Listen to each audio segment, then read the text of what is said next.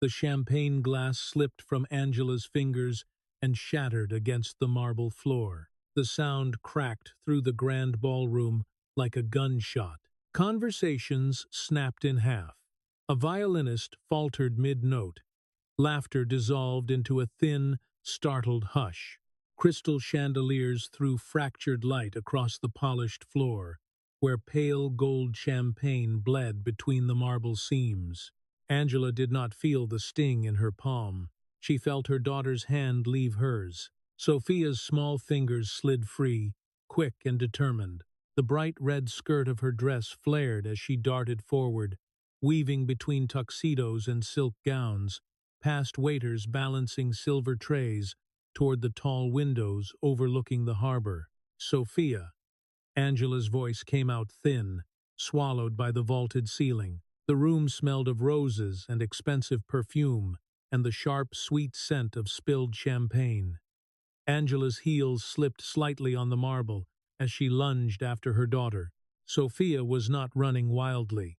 She was running with purpose. Across the ballroom, near the floor-to-ceiling glass where the sunset burned copper against the water, a lone figure sat apart from the crowd. A navy suit, broad shoulders thinner than memory allowed, hands resting lightly on metal rims. A wheelchair.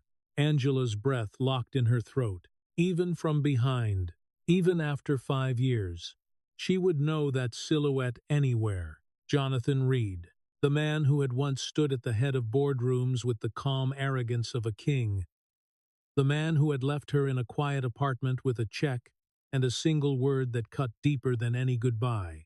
Don't. He had disappeared from her life, from the city, from headlines, and now he was here. Sophia reached him first. She slowed only at the last step, then placed her hands on the armrest, as if climbing into something familiar. The metal frame gave a faint, hollow click beneath her weight. "Daddy," her voice was clear, sweet, certain. The word sliced through the ballroom. Every head turned. Angela felt the blood drain from her face so quickly, her vision flickered white at the edges. She stopped 3 steps away, unable to move, unable to breathe. Jonathan's shoulders stiffened.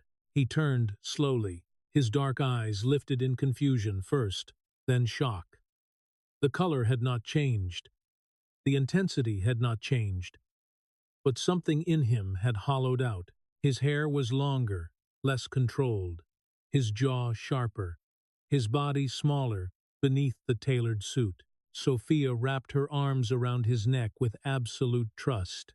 "I found you," she said softly, as if completing a game. Jonathan's hands hovered in the air for a fraction of a second, uncertain where to land. Then they settled against her back, careful, almost reverent. "I'm sorry," he murmured automatically, as if apologizing for something he did not understand. Angela reached them at last. Her legs felt like they belonged to someone else. "Sophia," she said, forcing calm into her voice. "Honey, come back to Mommy." Sophia shook her head without looking at her. "He's my daddy." A ripple of whispers moved through the guests like wind through silk. Angela could feel it. The curiosity, the recognition. Some of them knew Jonathan. Of course they did. Former partner, billionaire, disgraced after his accident, a man who had vanished, and now a child was calling him father. Jonathan's gaze lifted to Angela's face. "Hello, Angela." His voice was lower than she remembered. Softer, weighted. She had imagined this moment 1,000 times in darker hours. Imagined rage, accusations, rehearsed speeches delivered with shaking hands. Instead, her throat burned with unshed tears. "Jonathan." Sophia looked between them, eyes bright and intelligent in a way that made Angela's chest ache. "Mommy, why are you crying?" she asked gently. "This is Daddy, the one from my dreams." The ballroom felt suddenly too small. Angela had never shown her a photograph, never said his name. She had changed it back to her maiden name, moved cities, built a life sealed tight against the past. How do you— Angela stopped herself.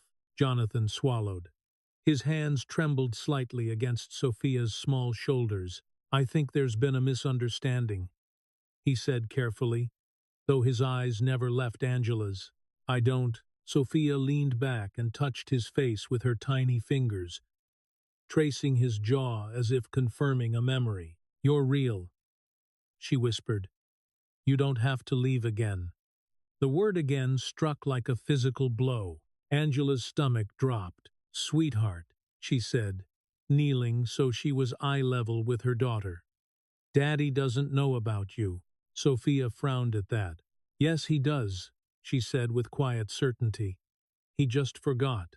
A stunned silence settled around them. Somewhere behind them, a waiter set a tray down too hard. Silverware clinked.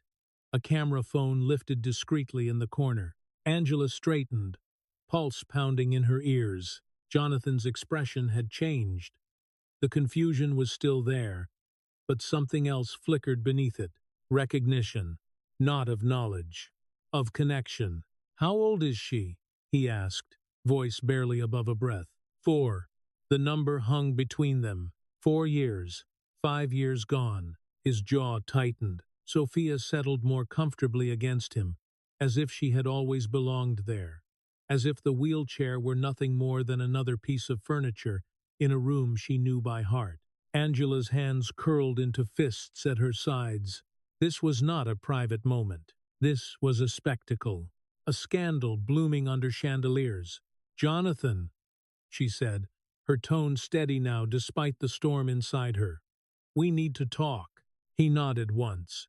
Yes, he agreed. We do. Sophia looked up at both of them. Solemn. Are we going to be a family now? The question did not echo. It settled, heavy, fragile, impossible to ignore. And in the reflection of the glass behind them, Angela saw it clearly. Her past, her present, and the future she had spent 5 years trying not to imagine. The whispers did not fade. They thickened. They slid across polished marble and silk hems, gathered in corners beneath chandeliers, clung to the glass walls overlooking the harbor. Angela felt them like heat against the back of her neck. Sophia was still wrapped around Jonathan's shoulders. Sweetheart, Angela said gently, forcing her voice to remain steady.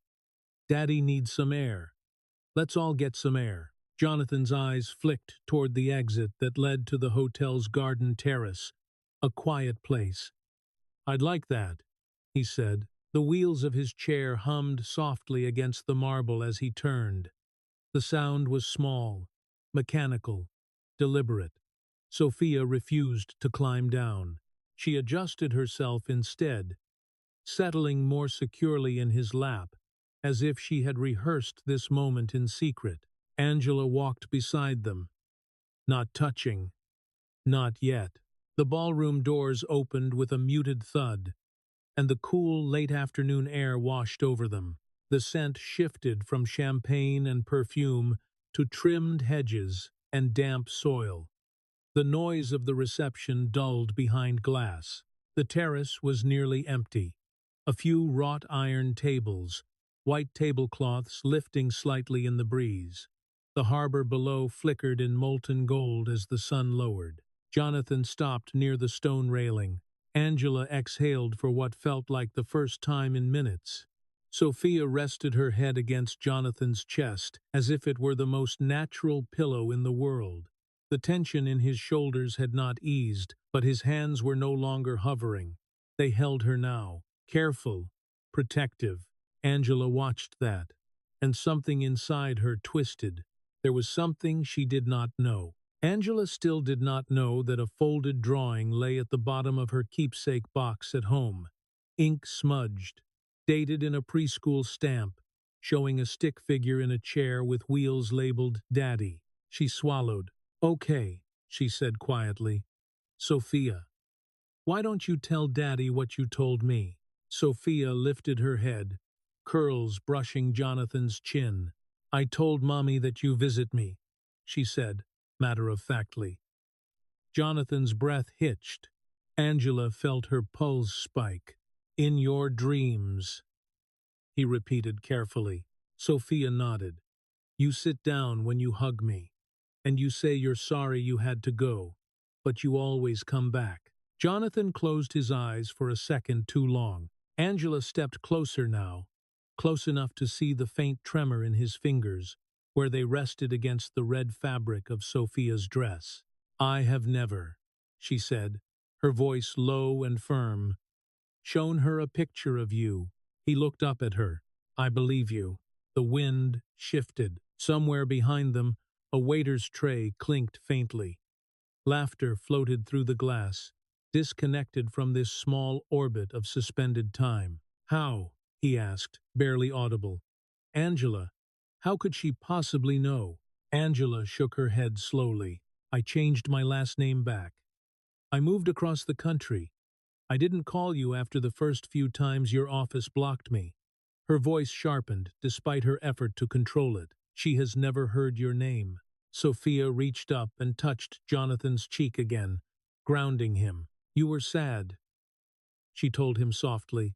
"In my dream, you were very sad." His jaw tightened. Angela felt anger and something dangerously close to sympathy rise together inside her. "Jonathan," she said, "you left. You didn't explain. You didn't fight." He did not look away. "I know." Silence stretched between them. Heavy, uneven. Sophia slid down from his lap at last and wandered toward the stone railing, fascinated by the boats below. Angela watched her carefully, but let her move a few steps away. Jonathan adjusted slightly in his chair. The faint click of metal joints filled the quiet. "She's 4?" he asked again, as if recalculating the world. "Yes."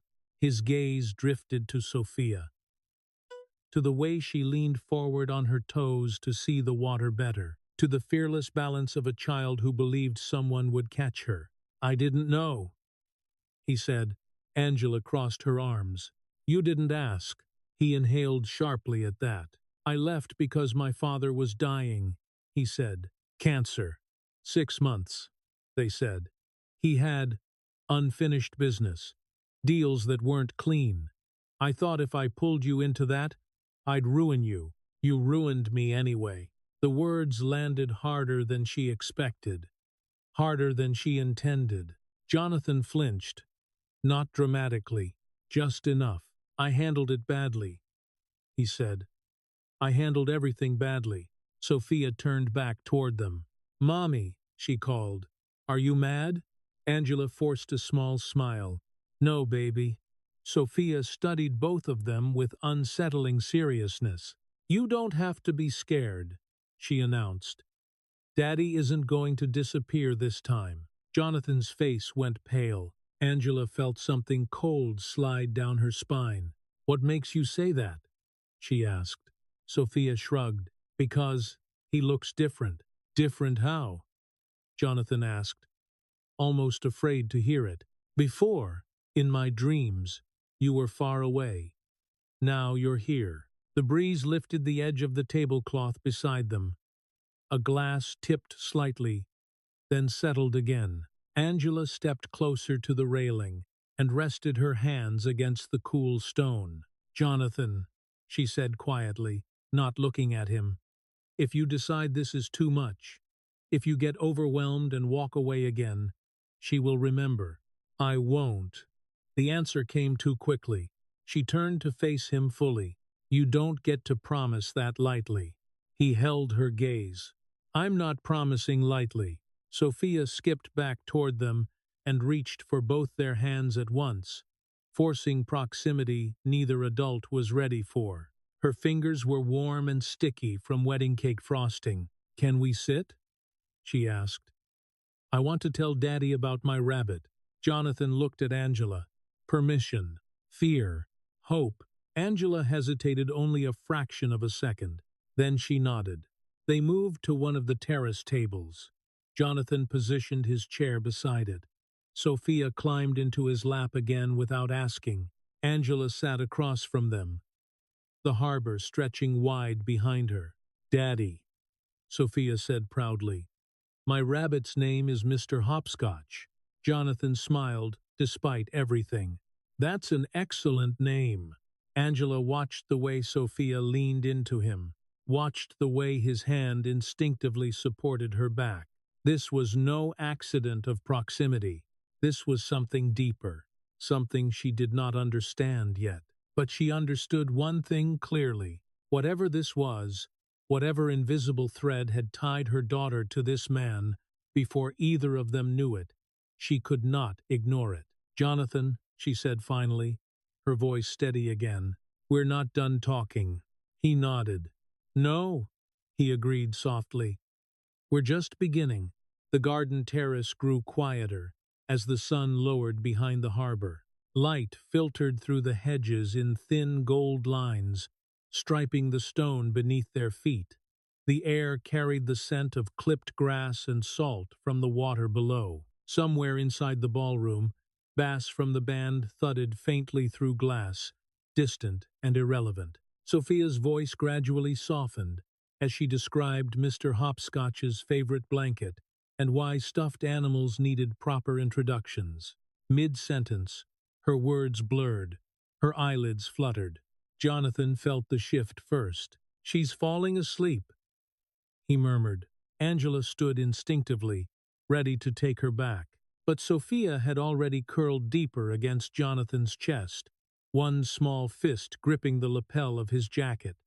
Her breathing evened, slow, trusting. Jonathan did not move.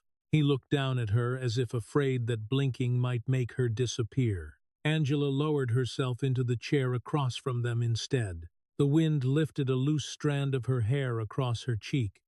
She tucked it back with fingers that still trembled slightly. For a moment, neither spoke. The quiet was not peaceful. It was loaded. 5 years ago, she had been 23, fresh out of college, convinced that hard work and love were enough to build a future. Reed Industries had felt like a cathedral of glass and ambition. Jonathan had stood at the center of it, brilliant and driven, younger than most CEOs, yet sharper than all of them. "You have ideas," he had told her, after she dared to challenge a marketing strategy in a boardroom full of men twice her age. "I like people with ideas." Respect had become late nights. Late nights had become dinners. Dinners had become something neither of them named at first. He had laughed more back then, dreamed out loud, promised to build something that would change the world. For 8 months, she had believed him. Then one morning, she had woken to the sound of drawers closing. "I have to go away," he had said without meeting her eyes. "Business? I don't know when I'll be back. Then I'll wait." "Don't." That single word had carved something out of her that never fully grew back. She came back to the present with a slow breath. "You left a check on the kitchen counter," she said quietly now, watching him hold their daughter. "More money than I'd made in 2 years. Jonathan's jaw tightened. "I thought it would make things easier." It made things final. He absorbed that, without argument. "My father's diagnosis came fast," he said after a moment. "Stage 4. He wanted me in Switzerland immediately. There were assets, accounts, things that couldn't survive public scrutiny. He made me promise to clean it up." Angela's laugh was soft and humorless. "And you couldn't bring your assistant/girlfriend into that world?" "I didn't want to." She leaned back in her chair. "So, you decided for me." "Yes." The admission came clean. No defense. Angela studied him. "You could have told me the truth." "I was ashamed," he said. "Ashamed of what he'd built. Ashamed that I was part of it. And afraid that if you saw it, you'd see me differently."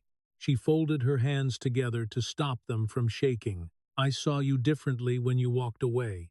The breeze shifted again. A napkin fluttered off a nearby table and skidded across the stone. Sophia stirred slightly, then settled again, cheek pressed against Jonathan's heart. Angela's gaze dropped to the wheelchair. "What happened?" she asked. Jonathan followed her eyes. The accident. His voice flattened. 2 years ago. Rain. I'd been driving back from a meeting. I thought I could push through the fatigue. He exhaled slowly. I couldn't. Angela imagined headlights smearing against wet asphalt. The violent crush of metal. Silence after impact. Spinal cord injury, he continued. Complete. The word landed heavily. And the company? 6 months after I came back from rehab, the board voted me out. Angela felt something sharp twist inside her. You built that company. I built a culture that valued being unstoppable. A faint smile touched his mouth, bitter at the edges. Turns out wheels don't look unstoppable to investors. The harbor water below caught the last streaks of sunlight and fractured them. Did you ever try to find me? She asked. He did not hesitate. Yes. Her breath hitched despite herself. When my father died, I came back. I went to your apartment. You were gone. Your number disconnected. Reed Industries couldn't give me anything without violating policy. He glanced down at Sophia. I hired private investigators. Angela blinked. You did? You'd changed your name back. Moved across the country. There wasn't much to trace. Pride had driven her then. Pride and hurt. I didn't want you finding me because you felt obligated, she said. I wasn't obligated. Silence again. Thicker now. Angela looked at her daughter, sleeping peacefully between them. I found out I was pregnant 2 weeks after you left, she said quietly. Jonathan's fingers tightened involuntarily against Sophia's back. I called your office. Your personal number. Your family's lawyers. She swallowed. I stopped when it became clear the message was always the same. You were unavailable. Pain flickered across his face. I didn't know, he said. I swear to you, Angela, I didn't know. She searched his eyes for hesitation. There was none, only regret. For several long seconds, the only sound was the faint hum of traffic far below, and Sophia's steady breathing. She looks like you, Jonathan said softly. She has your stubborn streak, Angela replied before she could stop herself. His mouth curved slightly. And your eyes? Angela exhaled. She asks about her father sometimes. His gaze sharpened. What do you tell her? That he's a good man who lives far away and thinks about her every day. Jonathan closed his eyes briefly. You could have told her I was dead. I never wanted her to feel unwanted. The word unwanted seemed to settle over him like a weight. Thank you, he whispered. Angela looked at him carefully. The arrogance she once knew had been worn down, the polish stripped away. What remained was quieter, more careful. What happens now? She asked. Jonathan opened his eyes. I don't know, he admitted. I know I lost the right to ask for anything from you, but she called me Daddy. His voice cracked slightly. Angela. She looked at me like I belonged to her. Angela felt her own chest tighten. She does that, she said softly. She claims what she loves. Sophia stirred again, blinking sleepily. Her eyes moved between them. Are we going to be a family now? She asked, voice thick with drowsiness. Angela and Jonathan looked at each other across the small table, the last light of day fading around them. Neither answered immediately, but neither looked away. Morning light slipped through thin curtains and stretched pale across the ceiling. Jonathan stared at it, unmoving. For 2 years, this had been his ritual. Wake, count the cracks in the paint above the bed, listen to the faint hum of the refrigerator in the next room, remind himself what no longer worked. The apartment in Queens was quiet. Not penthouse quiet with insulated glass and skyline views. This was ordinary quiet, pipes ticking, a neighbor's footsteps overhead, a delivery truck grinding its gears somewhere below. The wheelchair waited beside the bed like a patient witness.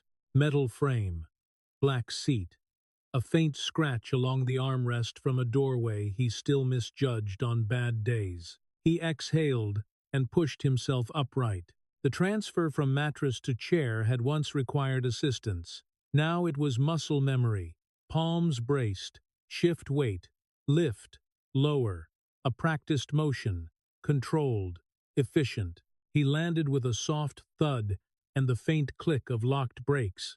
His legs lay still beneath him, obedient only to gravity. 2 years ago, that silence had screamed. Now it simply existed. He rolled toward the bathroom, the wheels whispering against hardwood. The mirror reflected a version of himself he still wasn't fully used to. Thinner, hair slightly longer, eyes older. He splashed cold water across his face. The memory returned without permission. A rainy Thursday in November. Windshield wipers beating an uneven rhythm. His phone lighting up with a bored message he ignored. Headlights blurring into streaks. Then metal folding inward. When he woke in intensive care 3 weeks later, the ceiling had been white and merciless. Complete spinal cord injury, the doctor had said. Permanent. Permanent had echoed longer than the impact. He wheeled into the small kitchen and opened the refrigerator. Eggs, milk, half a container of orange juice, blueberries he had bought without thinking the night before. His phone vibrated on the counter. The sound startled him. He glanced at the screen. Angela. For a split second, he simply stared at her name. Then he opened the message. Sophia wants to know if you like pancakes. She's planning the menu for breakfast tomorrow. His chest tightened in a way the accident had never managed. He read it again. Pancakes. Planning the menu. Tomorrow. They wanted him there. He typed carefully, thumbs steady, despite the tremor that ran through his hands. I love pancakes, especially with blueberries. 3 dots appeared almost immediately. Perfect. She says blueberries are fancy fruit for fancy daddies. See you at 9. He stared at the words fancy daddies. A sound escaped him before he could stop it. Laughter. Short. Disbelieving. Rusty from lack of use. I'll be there, he typed, then hesitated. Added, thank you, Angela. The reply came seconds later. Don't thank me yet. You haven't tasted her cooking. He laughed again, fuller this time. The sound bounced off the small kitchen walls and felt almost unfamiliar in the space. He looked around the apartment differently now. The medical equipment near the couch no longer seemed like monuments to loss. The narrow hallway did not feel like confinement. It felt temporary. He rolled toward the window and pulled the curtain aside. Queens stretched below him. Brick buildings, fire escapes, a dog walker tugging impatiently at a leash. A city that did not know his name anymore. And for the first time in a long time, he did not miss being known. He missed being needed. He moved back toward the bedroom and opened his closet. The suits remaining were fewer than they once had been. Most had been sold after the hospital bills stacked higher than pride allowed. He chose a navy button-down. Khakis, simple, not the uniform of a billionaire CEO, the uniform of a man hoping not to scare a child. He paused, then wheeled back to the kitchen. Orange juice. He could bring orange juice. And maybe something small. Flowers. Sophia struck him as the kind of little girl who would notice flowers. He checked his wallet automatically.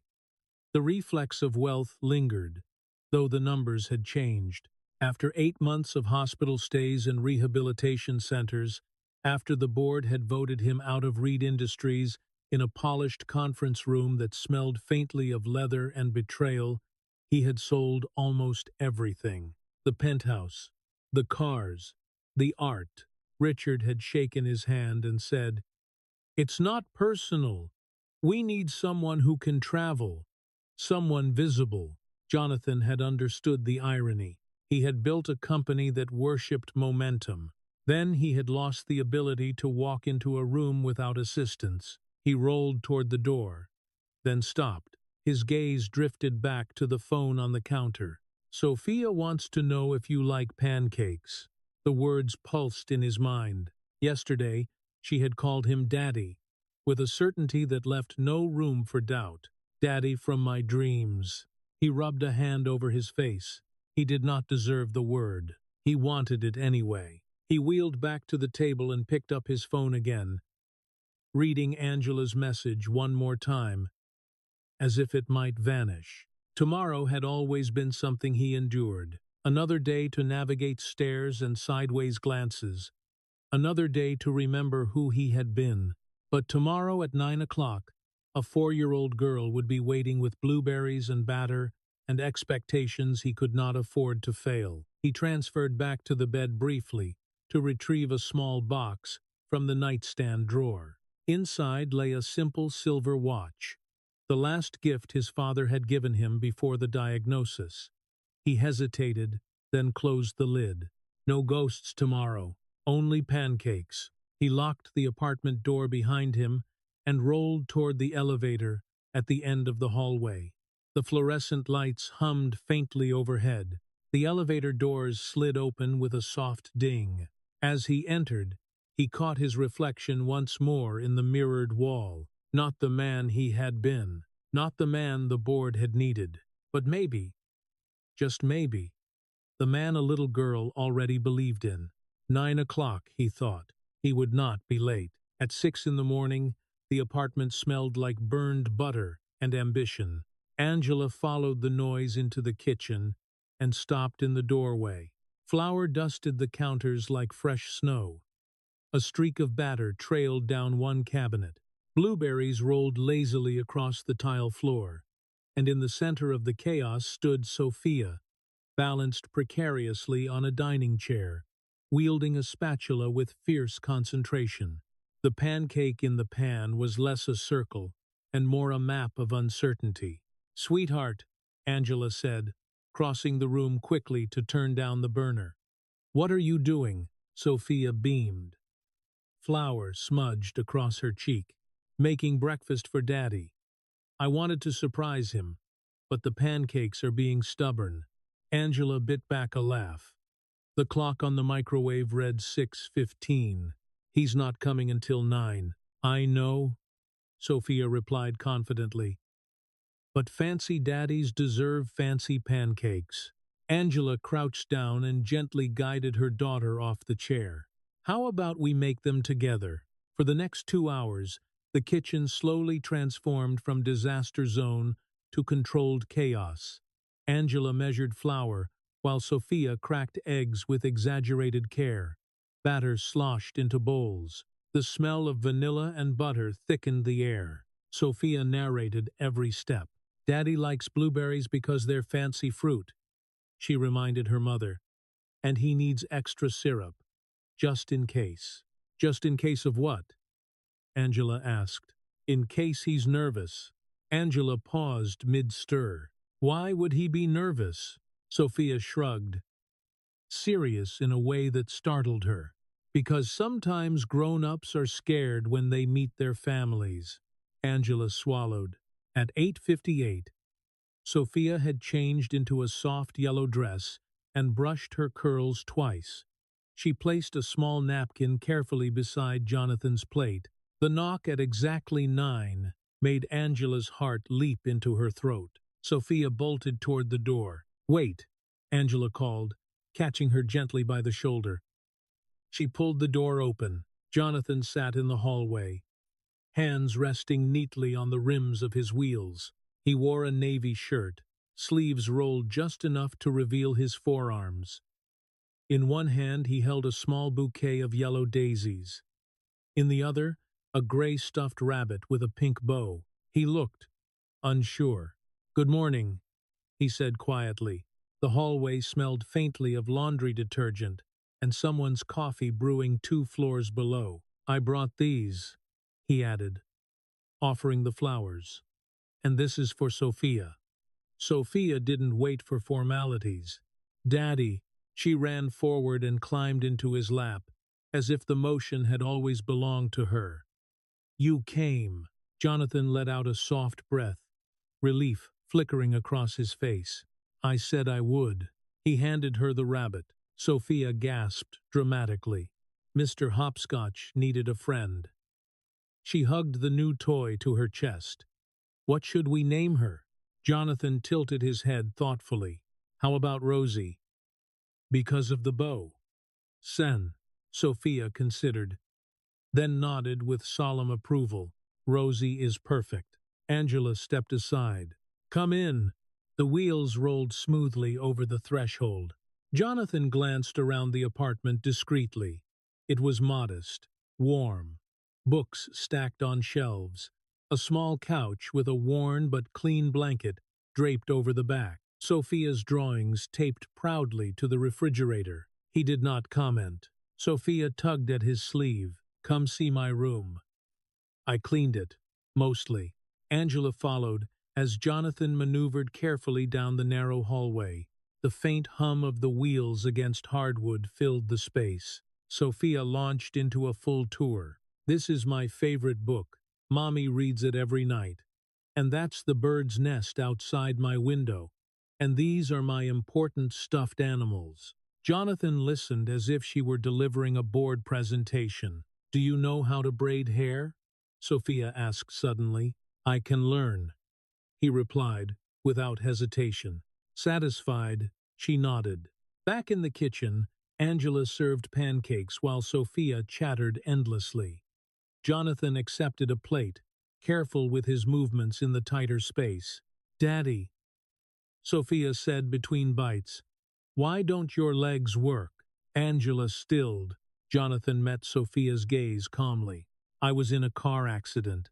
Sometimes when people get hurt very badly, parts of their body stop working the way they used to.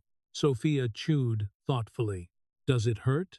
Not anymore. She studied him a moment longer. But you can still hug and read stories and eat pancakes?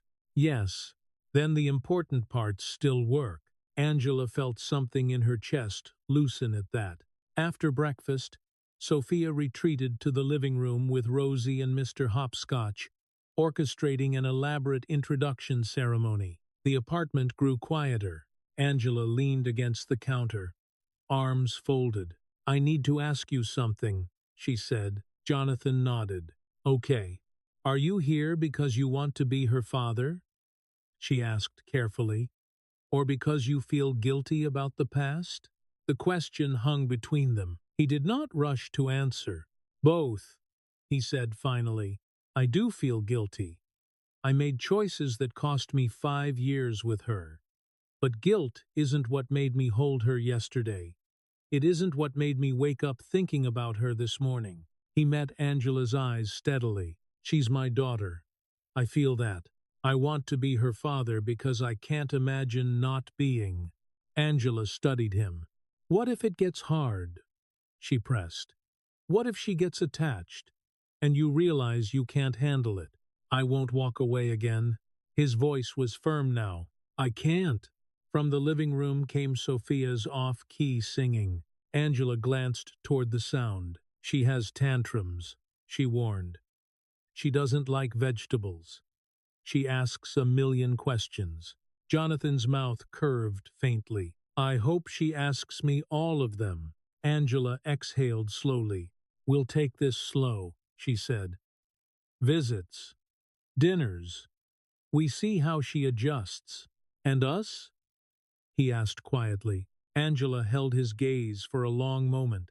Right now, she said. She comes first. He nodded without argument. Sophia reappeared in the doorway, clutching both rabbits. Daddy? She asked seriously. Will you come back tomorrow? Jonathan looked at Angela. A small nod. I would be honored, he told Sophia. Sophia grinned and climbed back into his lap, as if sealing the arrangement. Angela watched them together. Something fragile was forming, and this time she would not let it build on promises alone. 3 weeks later, the air in Central Park carried the smell of popcorn and damp leaves. Sophia bounced in her seat as Angela parked near the zoo entrance, her sneakers tapping excitedly against the back of the driver's chair. "The penguins are going to love Daddy," she announced with absolute confidence. Jonathan, seated in the passenger seat, glanced over his shoulder at her. "Why will the penguins love me specifically?" he asked. "Because you both wear fancy black and white clothes," she said matter-of-factly. "And you both slide around instead of walking normal." Angela choked on a laugh before she could stop it. Jonathan grinned. "She's not wrong," he said. "I do prefer formal wear." The zoo was crowded with families enjoying the mild afternoon. Strollers creaked. Children shrieked near the gift shop. The metallic clatter of the ticket gate echoed as they entered.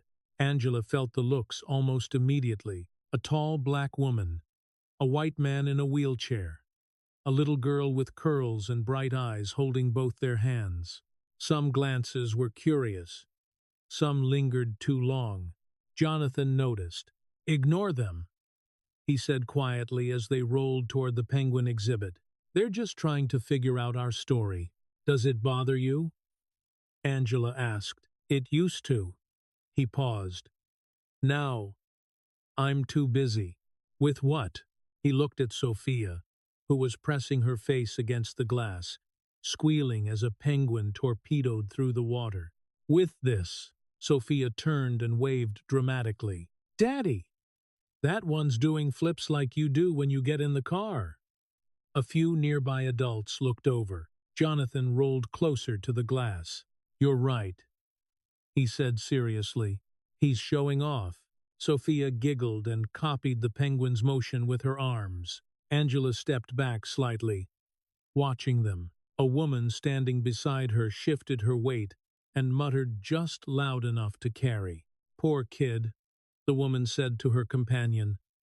"Must be hard having a father like that."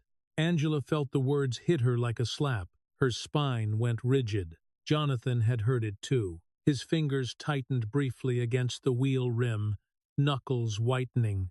Sophia was still laughing, oblivious. Angela opened her mouth. Jonathan spoke first. He turned his chair slightly, not aggressive, not confrontational. "Trust me," he said calmly, voice even. "She's the lucky one." The woman flushed and looked away.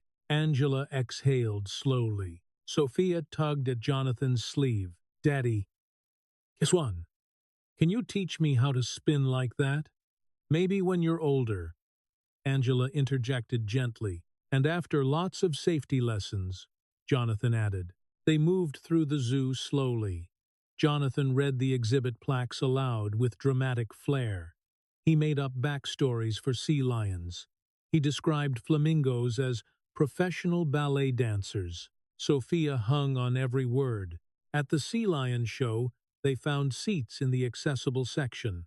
Sophia insisted on sitting between them, clutching both their hands as the trainer signaled the animals to clap and bow. Angela glanced sideways at Jonathan. His eyes were on Sophia, soft, present. After the show, Sophia squirmed in her seat. "I need to go potty." "I'll take her," Angela said, standing. Sophia turned back before leaving. "Daddy," she said seriously. "I promise," he said immediately. She studied him for a beat.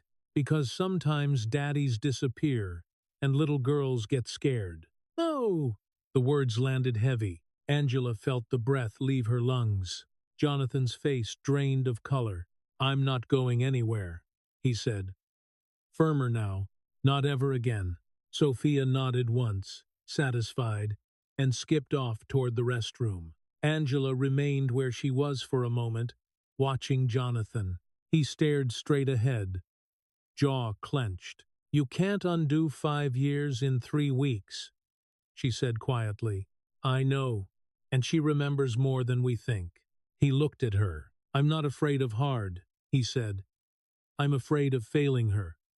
Angela studied him carefully. "Then don't." She turned and followed Sophia. Inside the restroom, fluorescent lights hummed overhead. Water splashed in sinks. Sophia stood on tiptoes to reach the faucet. "Mommy," she said thoughtfully, "do you think Daddy likes being our family?" Angela dried her hands slowly. "What makes you ask that?" "He smiles different now," Sophia replied.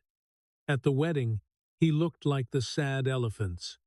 Now he smiles like the happy dolphins."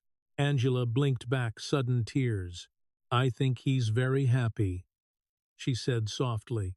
"Good," Sophia declared, "because I want him to stay forever." When they returned, Jonathan was exactly where they left him. But he wasn't alone. A small boy stood beside his chair, eyes wide.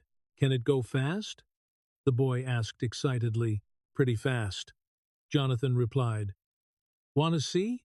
He demonstrated a quick, controlled spin. The boy gasped. "That's awesome." The boy's mother hurried over, mortified. "Tommy, don't bother." "He's not bothering me," Jonathan interrupted gently. "Curiosity's a good thing." Angela watched the exchange. Jonathan was not shrinking. He was not apologizing. He was simply existing. As they left the zoo later that afternoon, Sophia fell asleep in the back seat, clutching Rosie. The car hummed softly along the road back toward Queens. "Thank you," Jonathan said. "For what?" "For letting me be here." Angela kept her eyes on the road. "She's your daughter," she said. He was quiet for a moment. "I know I don't deserve how easily she trusts me." Angela's grip tightened slightly on the steering wheel. "She doesn't trust easily," she said. "She trusts intentionally." The city skyline rose ahead of them. Angela glanced at him. "Don't make her regret that."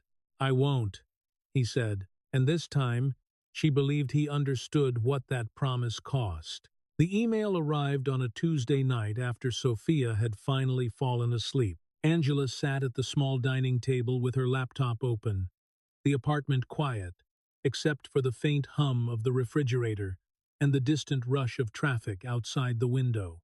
Subject line, "Proposal." Her pulse quickened before she even clicked it.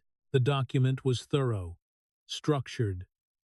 Consulting firm expansion, client management oversight, equal partnership within 18 months, profit sharing, health insurance, a salary that made her inhale sharply and lean back in her chair. It was more than generous. It was life-changing. She read it once. Then again. By the third time, she was no longer looking at numbers. She was looking at implications. Working together meant proximity, daily collaboration, shared decisions, shared risk, shared future. Her phone buzzed on the table. "Nicole." Angela answered quietly and moved into the hallway so she wouldn't wake Sophia. "He offered me a partnership," she said without preamble. Nicole whistled low. "Like a real one?" "Equal track, profit share, benefits." "And what's the catch?" "There isn't one." There was a pause. "That's what scares you," Nicole said. Angela leaned her head against the wall. "It means trusting him with more than Sophia," she admitted. "It means tying my career and financial stability to him." "Has he given you any reason not to trust him?" Nicole asked gently. Angela thought of the zoo. The steady way Jonathan handled the comments. The way he showed up exactly when he said he would. The way he listened. "No," she said quietly. "He hasn't." "Then maybe this isn't about trust," Nicole said. Angela closed her eyes. "I'm falling in love with him again," she whispered. Silence on the other end. "Are you surprised?" Nicole finally asked. "No." "Then what are you waiting for?" Angela looked toward Sophia's bedroom door. "For proof this isn't temporary." 20 minutes later, she climbed the stairs to Jonathan's apartment. The door was slightly ajar. She knocked lightly and stepped inside. The kitchen was a disaster. Flour covered the counter. A mixing bowl teetered on the edge of the sink. Jonathan and Sophia stood side by side in matching aprons that read, "World's Best Chef." They both looked up at once. "Mommy!" Sophia squealed. We're having a pancake contest. Jonathan raised a spatula solemnly. I believe I've created an elephant, he said. Angela examined the lopsided shape in the pan. It looks like a blob with ears. It's abstract, he corrected. Sophia gasped dramatically. It's beautiful, she insisted. Angela laughed, despite the weight still pressing against her chest. They ate together at the small kitchen table, syrup sticking to fingers and plates clinking softly. Sophia eventually migrated to the living room with Rosie and Mr. Hopscotch, announcing she needed to judge the rabbit's opinions. Silence settled between Angela and Jonathan. She pulled the printed proposal from her bag and placed it on the table between them. I read it, she said. And? He asked. It's generous. It's fair. It's more than fair. He held her gaze steadily. You're organized, strategic. You handle logistics better than anyone I've worked with. I can't scale this business without someone like you. And personally? She asked. His jaw tightened slightly. I want to work with you because I respect you, he said. And because I like being around you. Angela folded her hands together. You realize if this fails, it complicates everything. I know. And if things don't work out between us personally, then we keep the business professional and Sophia stable, he finished calmly. She studied him. You've thought about this. Every night. The honesty in his tone made her breath catch. Angela, he continued quietly, I don't want to build something temporary. Not with the business. Not with you. Before she could respond, Sophia appeared in the doorway, holding both rabbits. I have an idea, she announced. Jonathan turned. What's that? We should all live in the same house. Angela blinked. Sophia stepped closer, eyes bright with certainty. Then Daddy can read stories every night, and Mommy won't have to drive back and forth, and we can have pancakes whenever we want. The simplicity of it landed harder than any spreadsheet ever could. Jonathan looked at Angela, not pleading, just open. Angela felt the future pressing forward all at once. The business proposal, the shared dinners, the way Sophia had started saying our without hesitation. She looked down at the contract again. Equal partnership, clear severance terms, protection clauses. He had not trapped her. He had built exits. I have one condition, she said finally. Jonathan straightened slightly. Name it. We keep boundaries. Work is work. No emotional decisions during office hours. If anything changes between us, we protect the company and we protect Sophia. He nodded immediately. Agreed. And if it doesn't work, then we end the partnership professionally, and we continue being her parents. Angela extended her hand across the table. Partners, she said. Jonathan looked at her hand for half a second before taking it. His grip was warm, steady. Partners, he echoed. From the doorway, Sophia clapped. Does this mean Daddy works with us now? Angela glanced at Jonathan, then back at her daughter. Yes, she said slowly, realizing the truth in her own words. Daddy works with us. Sophia grinned. See? I told you, we're a real family. Angela felt fear and hope intertwine in equal measure. The decision had been made, not because it was easy, but because it felt inevitable. The apartment was quiet long after Sophia fell asleep. Angela stood in the living room, staring at the small wooden chest she kept on the lowest shelf of the bookcase. It was nothing special, just a keepsake box she had carried through every move, every fresh start. Jonathan sat on the couch across from her, sleeves rolled up, watching her carefully. You don't have to, he said softly. I do, she replied. She knelt and lifted the lid. The faint scent of old paper and lavender sachets drifted up. Inside were hospital bracelets, baby photos, folded birthday cards, a pair of impossibly tiny socks, and beneath them, crayon drawings. Angela's fingers hesitated before touching the stack. "I saved everything," she murmured, almost to herself. Jonathan rolled closer, the soft hum of his wheels barely audible against the rug. She pulled out one drawing at random: a crooked house, two stick figures holding hands, a sun with too many rays. She set it aside. Another, Sophia in a purple dress, Angela beside her. Then she saw it. Angela's breath caught. The paper was folded twice down the middle, edges softened from being handled, crayon lines pressed hard enough to dent the surface. She unfolded it slowly. Three figures. One tall, with long brown lines for hair. One small, with bright red scribbles for a dress. And to the side, a third figure seated in a rectangle with two circles beneath it. Wheels, above the stick figure head, written in uneven letters. "Daddy." Jonathan did not breathe. In the lower corner of the page was a faint purple stamp from the preschool, the date printed clearly, and beside it, in neat blue pen, Mrs. Patterson's initials. Angela stared at the date. It was from last year, months before the wedding. Before any of this, she drew this, Angela whispered. Jonathan's fingers hovered over the paper before gently touching the corner, as if afraid it might dissolve. "She'd never seen me," he said quietly. "I never told her," Angela replied. "I didn't even keep pictures." He studied the drawing closely. The stick figure in the chair had long lines for arms.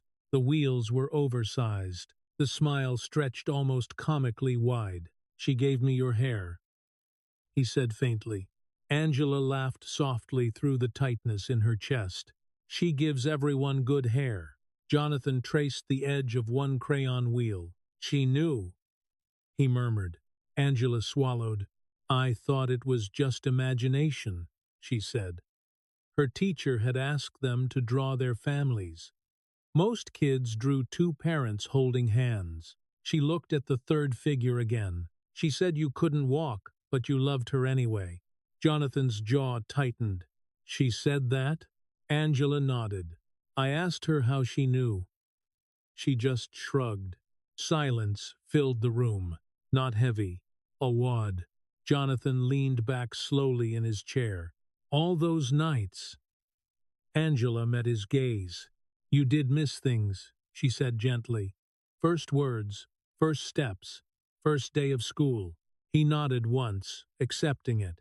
"But you didn't miss this," she continued.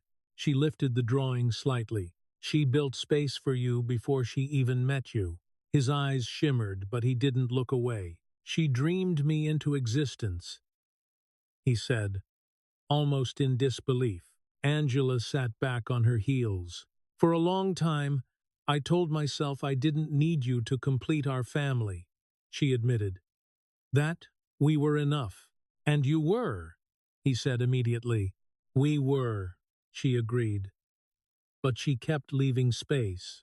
Jonathan stared at the small crayon figure again. "If you hesitate now," he said quietly, "if you decide this is too complicated, she learns that daddies disappear." Angela finished.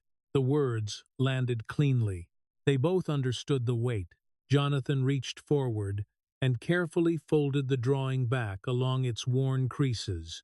"I'm not disappearing," he said. Angela studied him. "I know you think that's just about showing up," she said. "But it's more than that. I know. It's about staying when it's boring." "I'll stay," he repeated. Not dramatic, not grand, just steady. Angela rose and returned the drawing to the box, but not at the bottom. She placed it on top. When she closed the lid, the sound was soft but definitive. Jonathan rolled closer. "May I?" he asked. She handed him the box. He set it on his lap and held it there for a moment, as if grounding himself. "She chose me before I chose her," he said quietly. Angela's throat tightened. "She chose both of us," she corrected gently. From down the hallway came a small, sleepy voice. "Mommy." They both turned. Sophia stood in the doorway of her room, hair tangled, eyes heavy. "I had a dream," she said, padding toward them. But it was different. Angela crouched and opened her arms. "Different how?" "Oh." Sophia climbed into her lap, then looked at Jonathan. This time, Daddy didn't leave. Jonathan's hands stilled on the box. "And how did that make you feel?" he asked softly. Sophia smiled, sleepy and certain. "Safe." Angela closed her eyes for a brief second. When she opened them, she met Jonathan's gaze across the dim room. No more theories, no more guessing, just choice. And for the first time, it felt like they were making it together. 6 months later, the harbor glowed under a soft wash of evening light. Angela smoothed the front of her blue dress in the restaurant mirror one last time before stepping outside to the patio. The air carried a faint hint of salt and jasmine from the potted plants lining the railing. Sophia stood beside Jonathan near their table, hands clasped behind her back, vibrating with poorly concealed excitement. "You look beautiful," Sophia announced the moment she saw her mother. Daddy said this was a very important family meeting. Jonathan shot Sophia a look that was both amused and mildly betrayed. "I might have said something like that," he admitted. The table was set for 4. Angela noticed it immediately. "Are we expecting someone?" she asked. "Yes," Jonathan replied calmly. "Someone important." Before she could press further, a woman approached from the entrance of the patio. Silver hair swept neatly back, elegant but understated dress, eyes that were unmistakably the same shade of brown as Jonathan's. "Angela," Jonathan said quietly, "this is my mother, Catherine." Angela straightened instinctively. Catherine offered a warm smile that didn't quite mask a flicker of nerves. "It's very nice to finally meet you," she said. Then she crouched slightly to Sophia's level. "And you must be the granddaughter I've been hearing about." Sophia blinked. "Granddaughter?" Jonathan cleared his throat softly. "Grandma," he corrected. Catherine's eyes shimmered. "Yes," she said gently. "Grandma." Dinner began cautiously but eased quickly. Catherine asked Sophia about school. Sophia launched into a detailed explanation of her rabbit's social hierarchy. Jonathan listened, relaxed but attentive. Angela watched the dynamic carefully. Catherine laughed easily at Sophia's dramatic storytelling. When Sophia asked about Catherine's favorite color, Catherine answered without hesitation. "Blue," she said, "like the ocean." Sophia nodded thoughtfully. "That's a good grandma color." Angela glanced at Jonathan. He met her gaze briefly. Something vulnerable flickering there. A bridge being rebuilt. After dinner, they walked along the harbor promenade. String lights cast a soft golden glow over the wooden planks. The city hummed in the distance. Sophia skipped ahead with Catherine, pointing excitedly at boats bobbing in the water. Angela slowed her pace beside Jonathan. "This is a big step," she said quietly. "I know. Inviting her back into your life. She asked to be part of ours," he replied. "And I didn't want Sophia growing up without knowing all of where she comes from." Angela nodded. "You're not the same man she once criticized," she said gently. Jonathan's jaw tightened briefly. "No," he agreed. "I'm not." They walked in silence for a few more steps. Then Jonathan stopped. Angela noticed immediately. The wheels of his chair stilled. There was something different in his posture. A kind of focus. "Angela," he said softly. She turned fully toward him. The harbor lights reflected in the water behind him. "There's something else," he continued. He reached into his jacket pocket. Angela's breath caught. Sophia noticed, too. She had already drifted back toward them, Catherine smiling knowingly, a few steps behind. Jonathan opened a small velvet box. The diamond inside caught the harbor lights and fractured them into sparks. "I know we said we were taking this one step at a time," he began. "And we have. But I don't want to build a life halfway." Angela's heart pounded so loudly she was certain he could hear it. "I love you," he said, voice steady. "I love Sophia. I love what we've created. I don't want to call it temporary anymore." He looked up at her. Not pleading, not dramatic, just open. "Will you marry me?" The world seemed to narrow to the space between them. Angela thought of the business they had built, of Sophia's laughter filling office corners, of late nights balancing spreadsheets and bedtime stories, of the drawing in the keepsake box, of a little girl who had said she felt safe. "Yes," she whispered. Jonathan blinked. "Say it again," Sophia demanded loudly. Angela laughed through sudden tears. "Yes." He slid the ring onto her finger. From behind them, Sophia erupted. She said yes. "I knew she would." Catherine wiped at her eyes discreetly. Sophia ran forward and wrapped her arms around Jonathan's shoulders. "I told him he had to promise to read me stories forever," she informed Angela proudly. "And what did I say?" Jonathan asked. "You said that was the easiest promise ever." Angela knelt and pulled Sophia into her arms, then reached for Jonathan's hand. The ring felt warm already. "This changes things," she said quietly. "It makes them official," he replied. Sophia tilted her head thoughtfully. "Are we a real family now?" Angela looked at Jonathan. He nodded once. "We've been one," he said gently. "Now we're just telling everyone else." Sophia seemed satisfied. "So when's the wedding?" she asked. Jonathan chuckled. "Soon." Angela looked out at the water. The fear that had once shadowed every decision felt smaller now. Not gone, just quieter.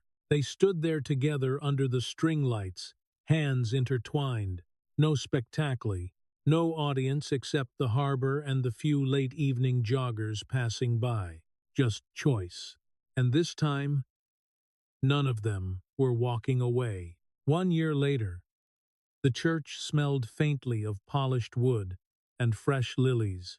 Soft light streamed through stained glass, scattering muted colors across the aisle. Guests filled the pews in a low murmur of anticipation.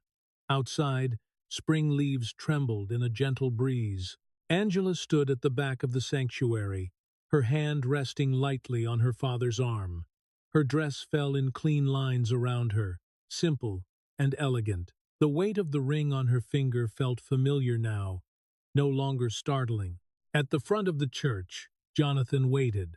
He was standing, forearm crutches braced beneath his arms, shoulders squared, chin lifted. The effort showed in the tightness of his jaw and the careful control of his breathing, but he did not look fragile. He looked determined. Sophia walked down the aisle first, scattering rose petals with theatrical seriousness.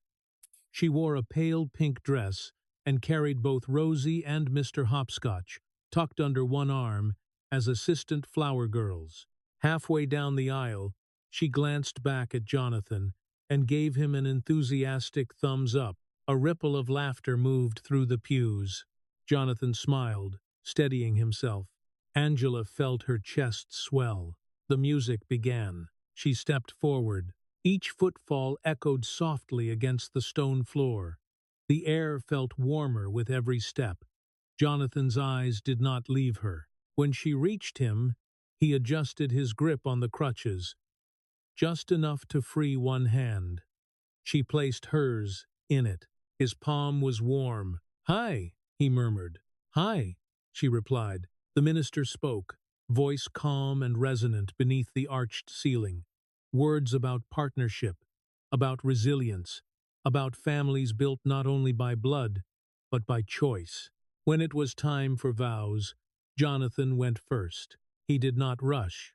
"Angela," he said, voice steady despite the visible effort in his stance. I once believed strength meant never needing anyone. I was wrong.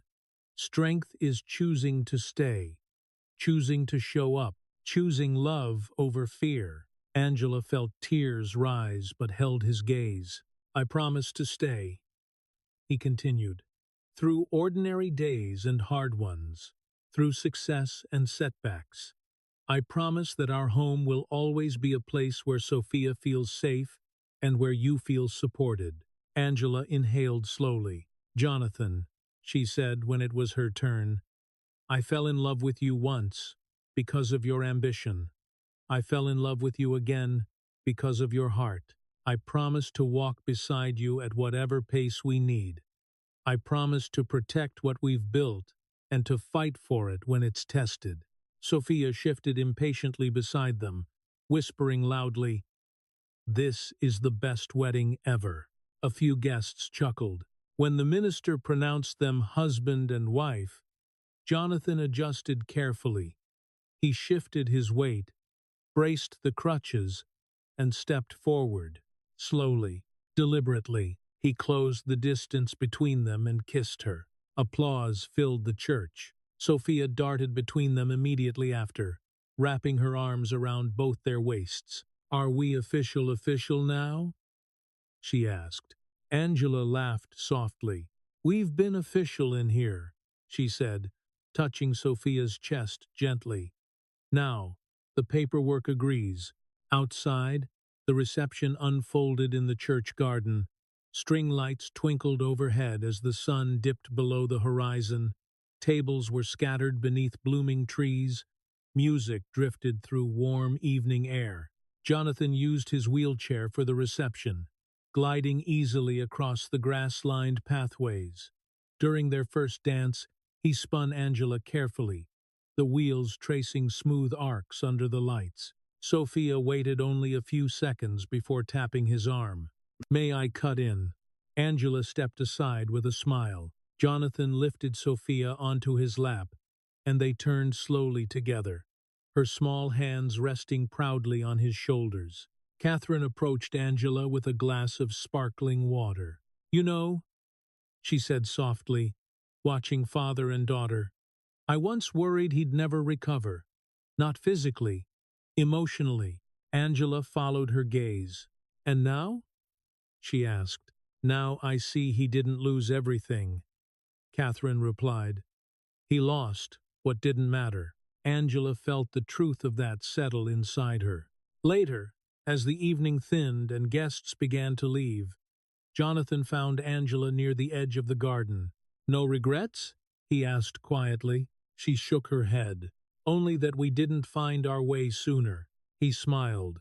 Maybe we needed the long road. Sophia ran toward them, slightly breathless from dancing. I decided something, she announced. What's that?